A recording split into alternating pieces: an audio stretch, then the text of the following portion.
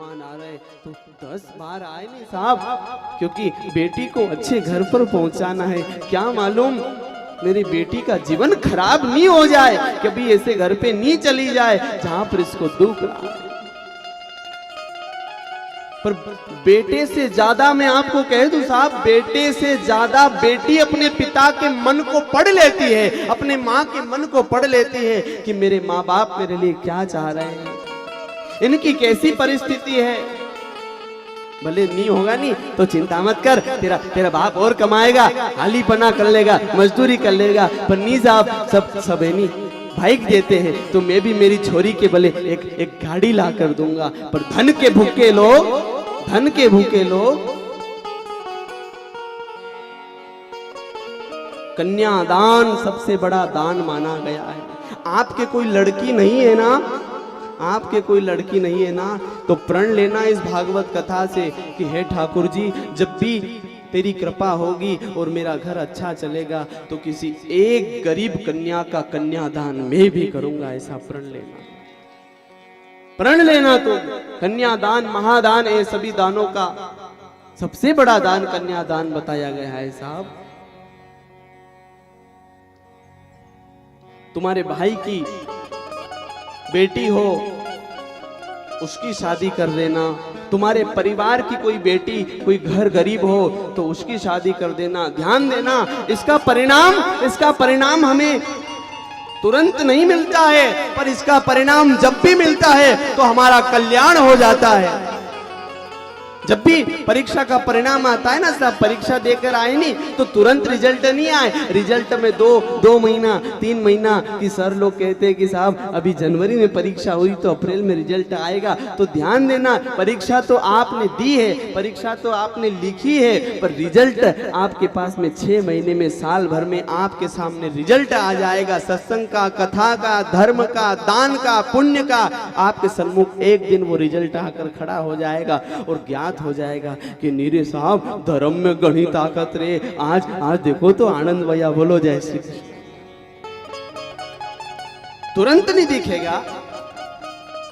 भजन कर रहे हो, सत्संग कर रहे हो, जल चढ़ा रहे हो तो धीरे धीरे, क्योंकि साहब पाप जो रहता है ना वो एकदम बढ़ता है, पाप का पैसा एकदम बढ़ाता है, पर जो परिश्रम से कमाता है ना तो वो कभी ठाकुर जी उसका कुछ नहीं होने देते साहब। और प्रार्थना करो कि ये बुखार नहीं, छोटी मोटी चीजें तो चलती रहे, पर मैंने कल कथा बताई ना कि हे कन्हैया, जहां तक शरीर में प्राण है ठीक है, पर मेरा बुढ़ापा नहीं बिगड़ जाए, इतनी मांग करना।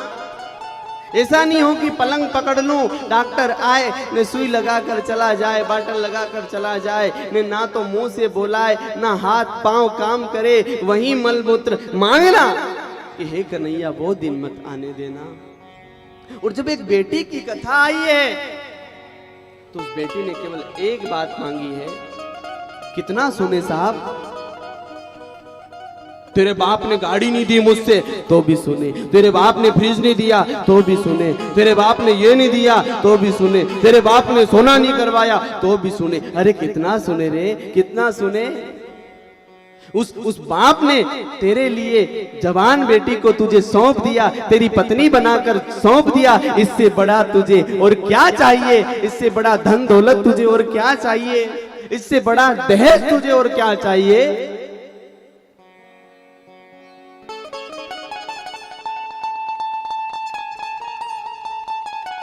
दहेज को तो साहब पाप बताया गया है, पर हम सामाजिक दृष्टि से कुछ सक्षम होते हैं तो अपनी बेटी के लिए दान के साहब दान निकलेगा, हमारे लिए एक छोरी है वो दे दिया, वो दे दिया, ठीक है। पर जिनके पास नहीं है नहीं साहब, वो देखा देख मत करो, कर्जे में मत डूबो। और जब संबंध करने जाओ तो मकान मत देखना, जमीन मत देखना, उस बच्चे के गुण देखना, उस बच्चे के संस्कार देखना। उस बच्चे के गुण यदि संस्कार देख लिए तो आपकी बेटी कभी भूखे नहीं मरेगी। और भले बंगले वाला देख लिया, गाड़ी वाला देख लिया तो कहते नहीं कि पूत कपूत तो क्यों धन संचय,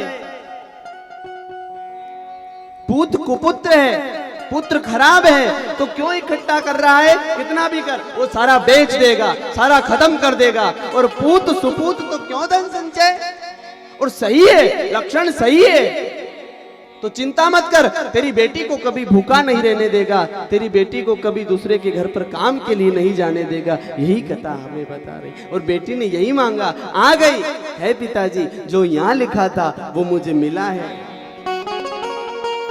और कह रहा हूं कि 5 बर्तन जहां होते हैं, बजते हैं, आवाज आती है, और छोटी बड़ी लड़ाई हो ना साहब, पति पत्नी के बीच में, सास बहू के बीच में, तो बार बार अपनी माँ को मत कहा करो, बार बार अपने पिता को मत कहा करो। तुम तो कहकर मन हल्का कर लेते हो, पर वो माँ बाप चिंता में डूबे रहते हैं। क्या मालूम मेरी बेटी से कैसा व्यवहार कर रहे होंगे, क्या मालूम मेरी बेटी को। ठीक है साहब, मांगो मांगो भगवान शंकर से कि जो नसीब में था वो ठीक है, मिला है, जो मेरे भाग्य में था मिला, और भाग्य का मिला कोई पलट नहीं सकता, और जो भोगना है वो तो भोगना ही है।